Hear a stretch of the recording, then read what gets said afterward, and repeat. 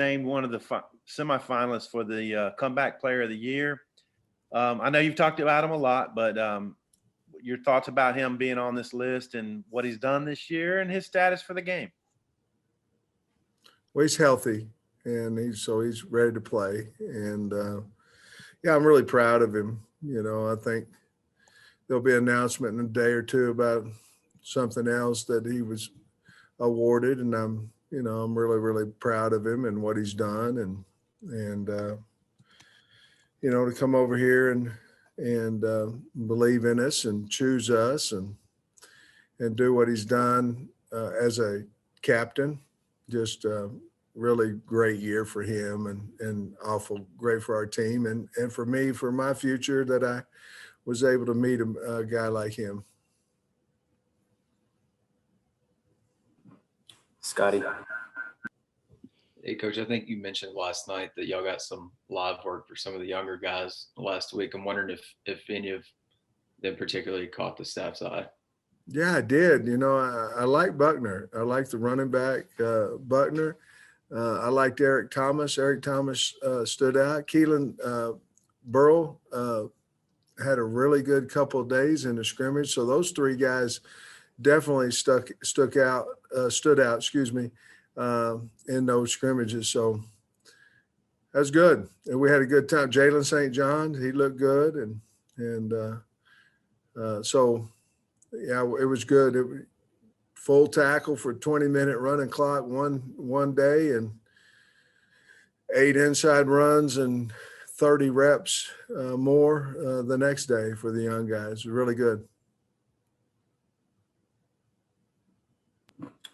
Dudley. Coach, you mentioned last night that, just going to a bowl, and especially one in Texas, helps recruiting. Just talk about that a little bit and how that, can help push the program forward.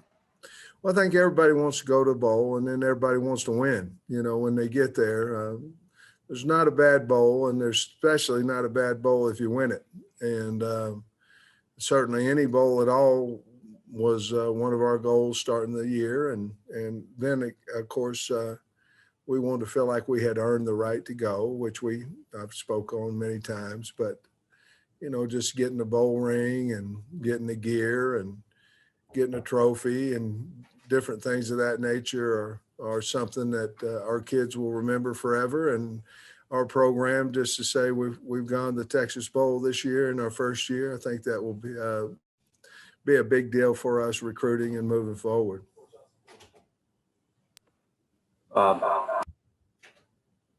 Sam, if you've had a chance to look at some TCU film, I know they had several guys make all Big 12 on defense, and then I know, Dugan, he's a big comeback story too, coming back from some medical issues. Just what do you think of the quarterback and then their defense? Well, Max Dugan is a winner. I mean, he's fast. He's not overly fast. He's got a good arm. He's a winner, and he kind of almost wills that team to win. And he can make you miss. He can run the ball. He can throw the ball. But I just like the way he plays the game, and very smart, takes care of it. He's their leading rusher as well. So just a really solid, really good player. Defensively led by Wallow, their linebacker. But they do a lot of disruptive things up front, a lot of movement, a lot of blitzing, a lot of line stunts. Try to free up those linebackers. They're good on third down. They've got some good rushers out there, some really good speed out there. And then you talk about their punt return game. They've got 2 punt returners, 2 of them that are dynamic, and also on their kickoff return game. So they play. They've got Gary Patterson written all over them. They play hard as heck, and they're physical, and they've been that way ever since he's been there. Otis. Yeah, Coach. Marcus Henderson, Blaine Toe, 2 kids have kind of moved around a little bit. What positions are they playing now, and where do you see them playing in the future? Well, let's start with Henderson first. I think he's a left tackle. That's where he's playing now. And then you look at Toll. I had a conversation with Toll last week about gaining weight, about some other things. Just visiting with him, and he asked if he could move back to defense and play defensive end. We obviously need a pass rusher over there. He's long and fast, and so I moved him back over to defense for the bowl game, and that's where he's going to stay. That's where his heart is. I tried to move him over to tight end because of the need there, but he obviously wasn't playing much, if any, over there at tight end. I think he can help us at defense. I think he can get big. We get him bigger, and kid can really run. So as soon as he gets bigger, I think he'll help us over there on the D line. Great. Yeah, Coach, sorry I was having trouble with the call, so you may have been asked this, but when do you guys plan to dive in fully on TCU? Do you start like working with younger guys or working on your self scouting and stuff, or when does the full dive in?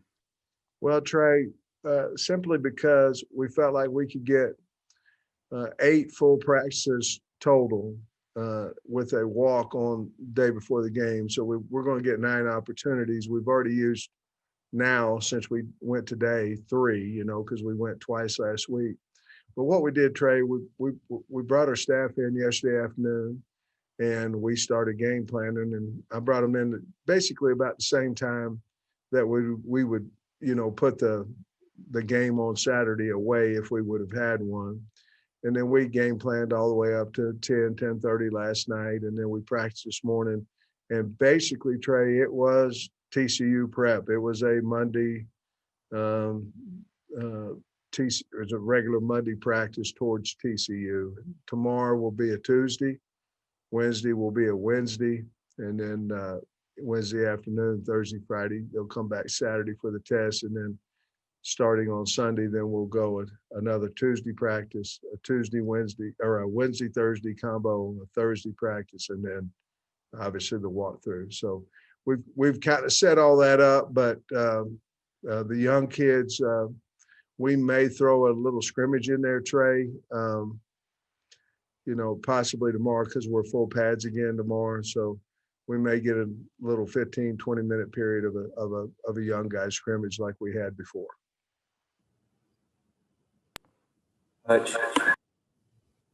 Sam, you mentioned that Felipe's healthy, but I was wondering if you could maybe give an update on some of the other guys that have been banged up. Grant Morgan, Noah Gatlin, Miles Slusher, KJ Jefferson, anybody like that? Well, just simple as I can say it, we're healthy. We're healthy. Gatlin still is a question mark. And I think everybody else, unless they, got hurt for the season, will be available for the bowl. Jacob.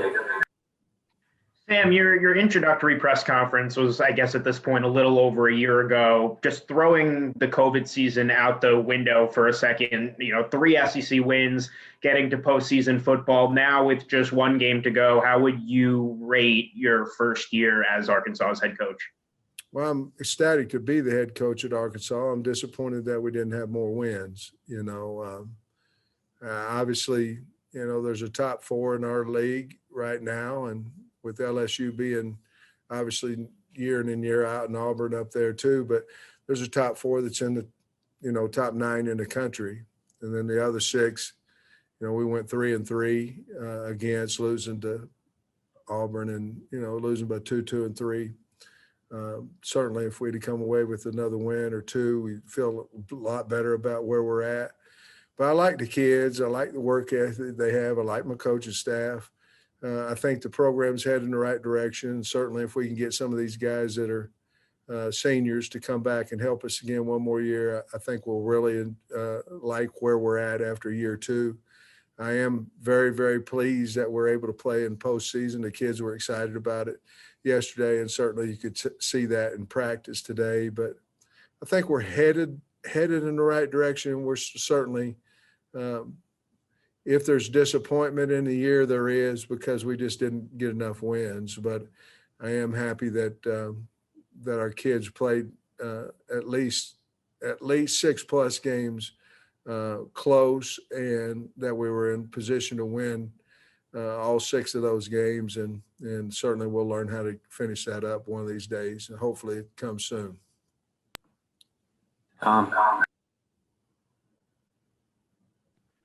When it comes to roster management, when would you like the decisions from the seniors to be done by? And do you have some commitments from some guys that you know are going to come back? Yeah, I have at least 4 right now that I know are coming back. I don't want to put that out there because I'm going to try to get them all to do it at the same time, to be honest with you. But then there's another few that I'm going to talk to. You know, the agents are kind of vultures out there, you know, and they basically, you know, a lot of them tell the truth. A lot of them say what you want to hear. And so we've done our work with the NFL scouts, and we have 3 or 4 guys here that we're going to talk to about what their positioning is according to the 10 to 12 teams that we've gotten information from. And then they'll have a decision. I'd like to have that honestly before they go home on Wednesday, simply because, you know, I think our kids trust me, and I'm going to tell them exactly what the guys said. And, you know, because I don't want them going home without talking to me and then getting calls from agents and telling them they're 4 rounds higher than what they really are. And I'm not saying all agents are that way. I don't mean that, but you know, they want them, so they're going to be as positive as they possibly can. And I'm in the truth business. Dudley. Scotty. I'm good, Kyle. Thanks. You know me, I always got some questions.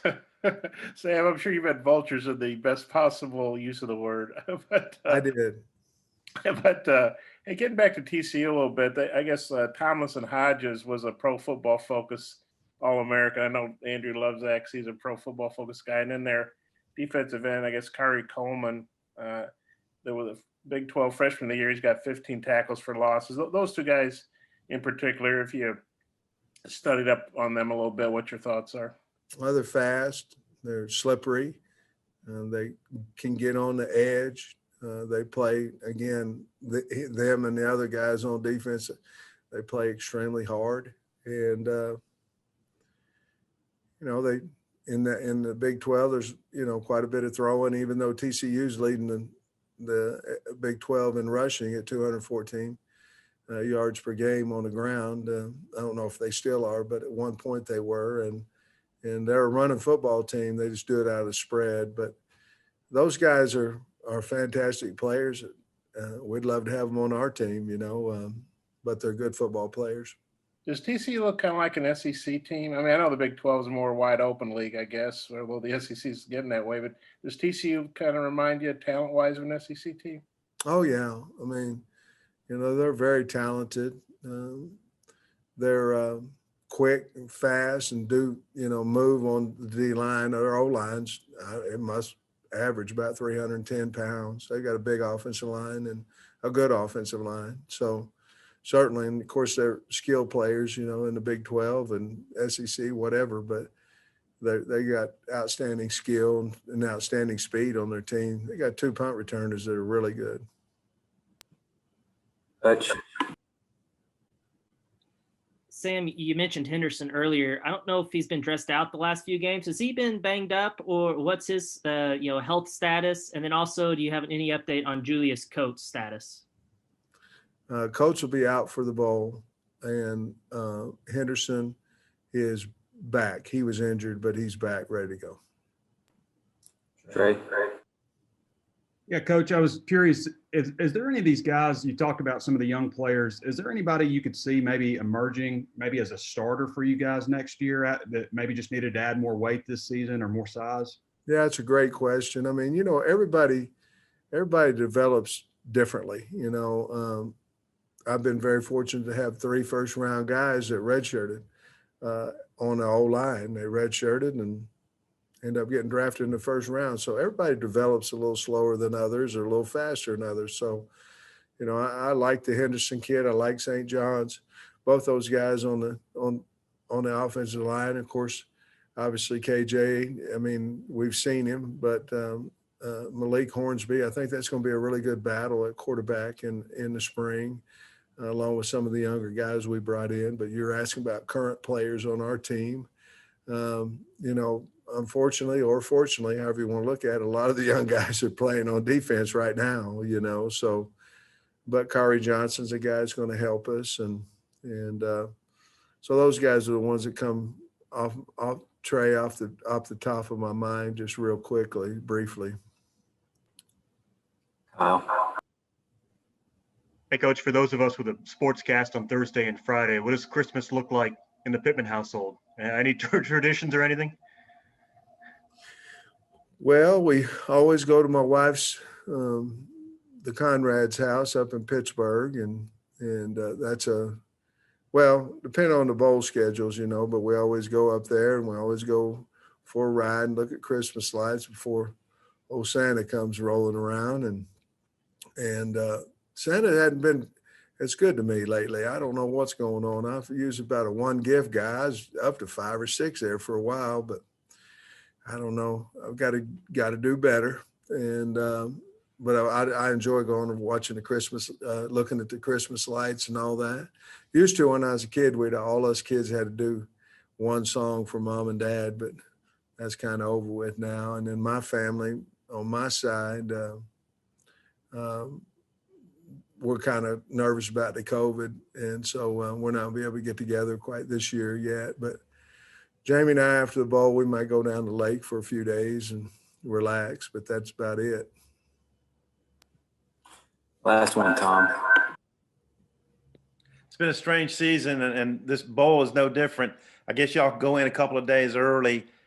I know it's a bonus for the seniors and stuff, but how do you think they're going to feel about the situation surrounding not as many banquets or maybe any banquets and things like that? Has anybody expressed any reservations about going to a bowl? On our team? Yeah. No. Guys, and again, I don't ever mean to lie to the press. I mean, I may not tell you something, but sometimes I say something in here and then 15 minutes later it changed, but I have no indication that anybody's not excited to go to the game and that our entire football team will go there and play the game.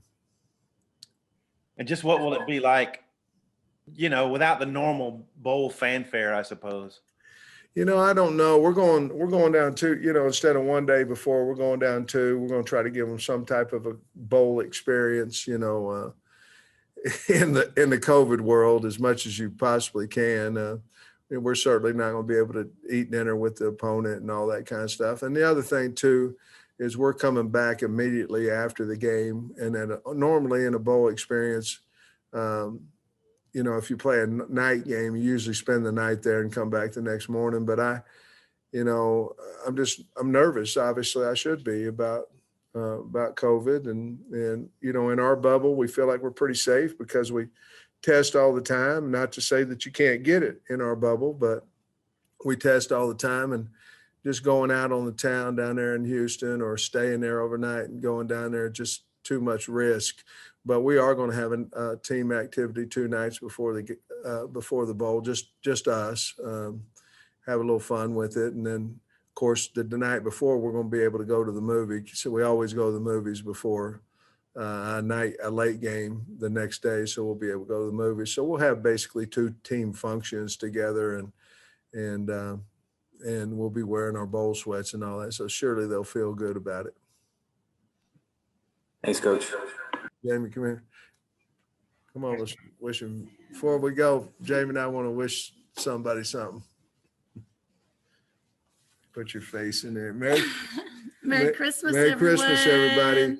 Hey, y'all Good been good to us. We appreciate you. Thanks, Coach. All right. Merry Christmas.